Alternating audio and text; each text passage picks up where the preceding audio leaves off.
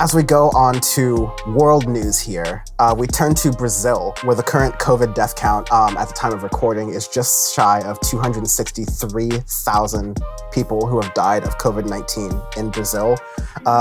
So far, 3% of the population has been vaccinated. That's lagging significantly far behind other countries, both developing and not developing per se.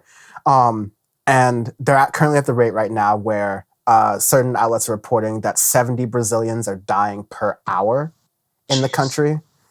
It's absolutely horrifying. Nevertheless, President Jair Bolsonaro, who is still in power there, it's funny how Americans all of a sudden, now that we don't have a Trump to compare these world leaders to, we're not really paying a lot of attention to world politics. That's not Power Report. We still got eyes on it. But Jair Bolsonaro is going out there telling his people that, look, in the midst of this pandemic that is raging. This is Brazil's second wave, arguably, dealing with COVID-19. More and more people are dying in many of the Brazilian states. They are at 0% bed capacity in their intensive care units. Jair Bolsonaro has the great mantra of "don't be sissies" to offer to his people, saying that you can survive COVID, it'll be okay, and that any state and local governments that try to initiate lockdowns while Jair Bolsonaro is trying to open up Brazil will see a loss of their state and local government funding.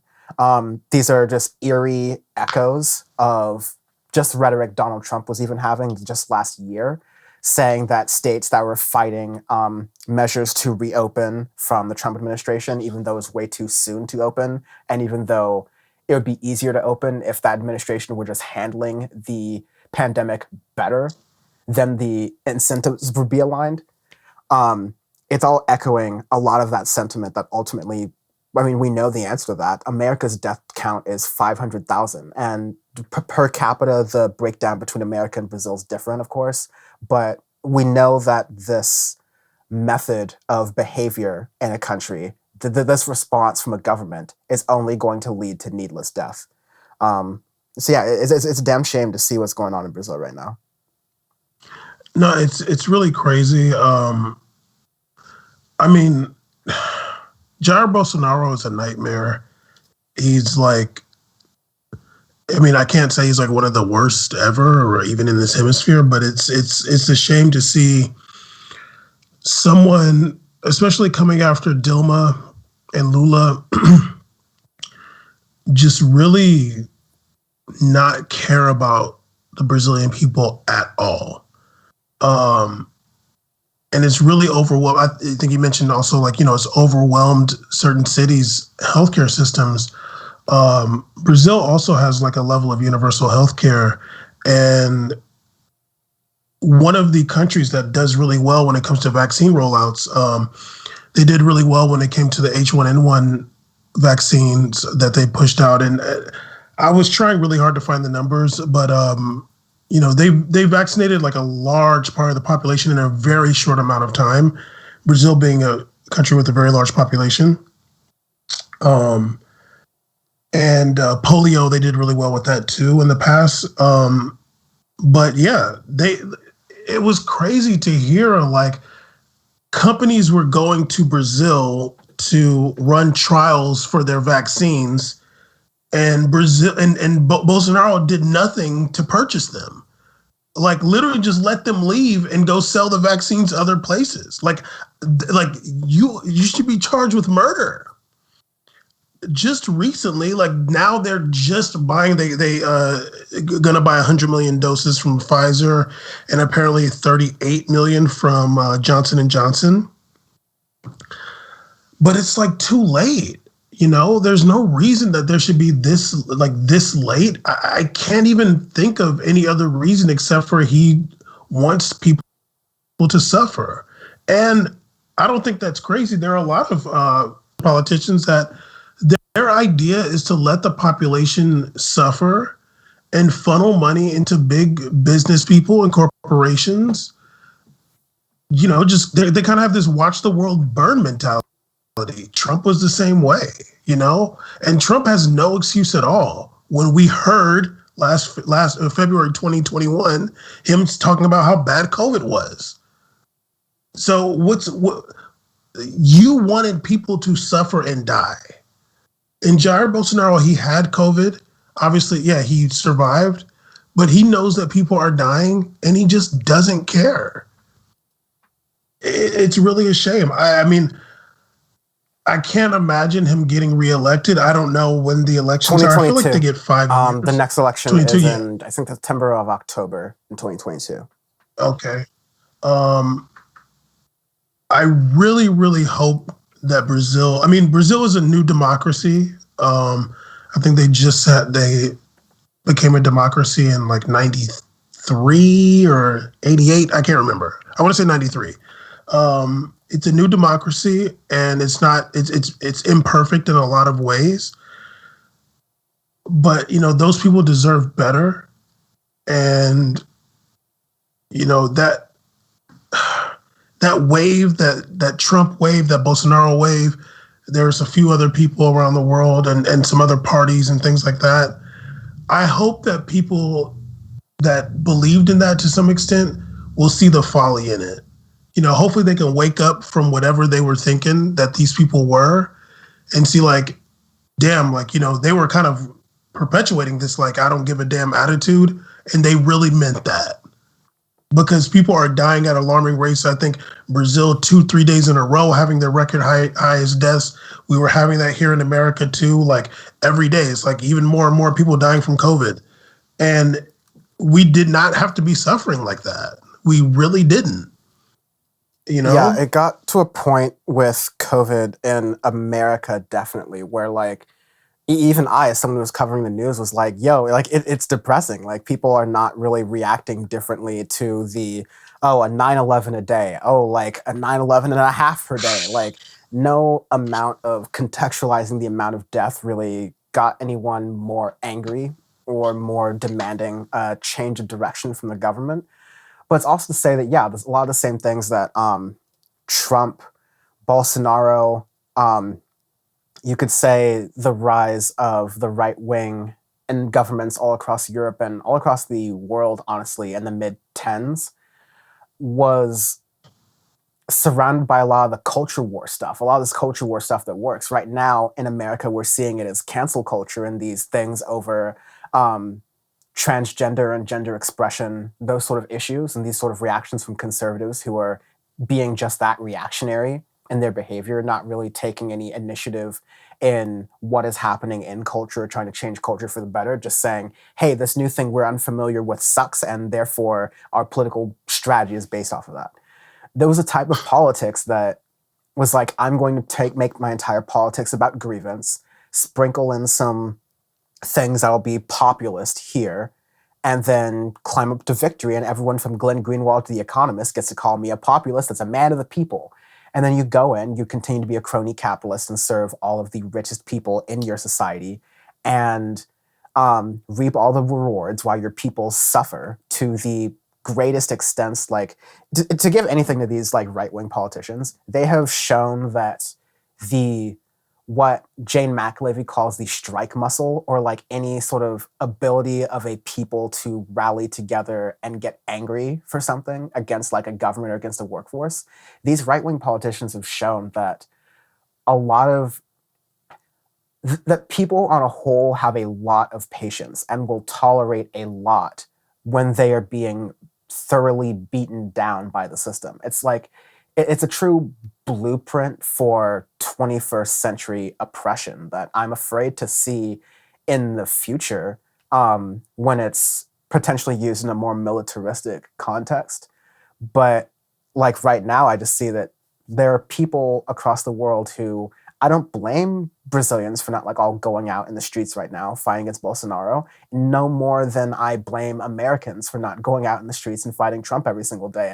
I think there should have been more days like that in the streets, like the George Floyd protests over the past 4 years. There should have been more times of public action.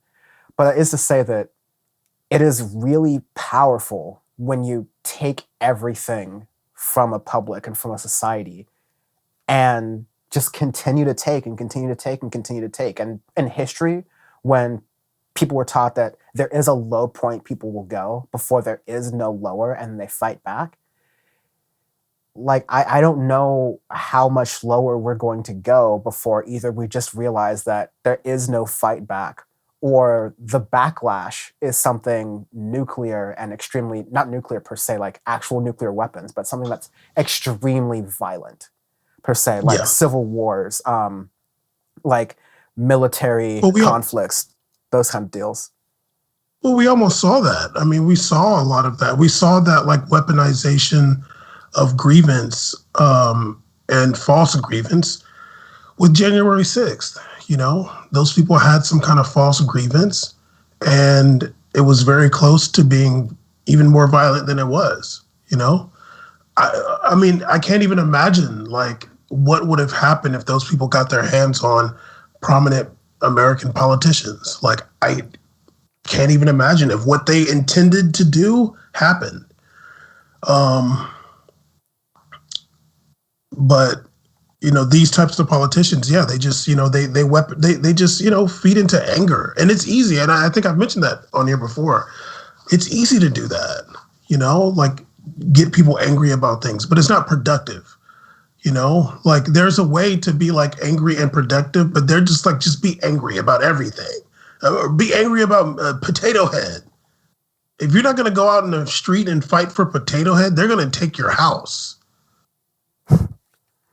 It, Dan. it's just warped ass politics, and it's sad that the politics, I mean, I've talked about this and people have warned about this. The politics of fear is remarkably powerful in coercing a populace to do something. And For sure. it, like, there are earlier debate of like how much you should trust or rely on politicians. At the end of the day, like, politicians and government acts from a place of authority. And so when they say something, whether it's true or not, all of a sudden the story then becomes, how do you counteract that authority? Or how do you purify the waters now that they've been muddied by that authority? And so while societies are set up to where we're taking cues from these authority figures that are very much acting in bad faith, acting against the populace to its very core, I think that as far as tangible, what can you do things, throughout the past year and throughout like other years, the rise of mutual aid and kind of grassroots powered ways of community organizing and help have been very powerful and useful over the past year in, um, you know, and just like making sure that people had some sort of social safety net because the government was not providing this to people. And it seems like that is sort of the best bet for as what people can kind of look to right now. But that is to say that that represents a philosophy that people on many sides of the political aisles in different countries where there are more than two sides of political aisles see that government is increasingly like it's a house of cards, like it's all carried around by string. There's puppet masters, and it's increasingly weak compared to what people can do if they put their resources and minds to it and just actually have the will. Because when you have the will to actually make some difference in the world, you can see a lot get done with a little, with just a few people with a minimal resources. Meanwhile, you see governments with all the resources in the world, and because they very clearly don't have that will, they spend more of their willpower trying to convince people that they do have the willpower that they're very clearly not demonstrating. Because they don't have that will, people die and people's lives get Yeah. measurably worse. Or they're just corrupt. Like, Yeah. you know, that, yeah, they're lying about that will, and they are just, you know, making their own lives better and their families' lives better. They're not looking at they're not looking at their positions as public service, you know? And this is why I often tell friends of mine that I know are like decent people, I encourage them to run for office, because I'm like, you're not corruptible, you know, like, hopefully, but you know, like, you're not someone that's like so hungry for money and power and influence that, you know, somebody can just kind of offer you a little bit of thing and you'll just sell everybody out. But there's a lot of those people that those super duper overachievers that just want all that spotlight, they get into those positions of power and they know how to lie. They know how to, pretend, and they are corrupt. They are corruptible and then they are corrupted. And when Dan runs for office, climbs up that ladder, becomes governor, things will get a lot better. He'll cancel Californians' student debt. I if, again, me being in any high power of office should be a warning to a lot of major power structures in the world. But I think it's important that, like, as always, it's never like a this or that thing. It's a you do all of the above as much as you can, right? And I like to answer that. Like, I don't see myself, like, I like my position where I get to point out and look at politicians who are supposed to like follow these ladders and say, yeah, this is clearly not what they're doing. So I can teach people and inspire other people who are starting from different places be to get into politics in that way and be kind of like engaged in that way. Because me, I'm too brain poisoned for this, man. I'm honestly about it. I'm just too brain poisoned for this. I can't do it.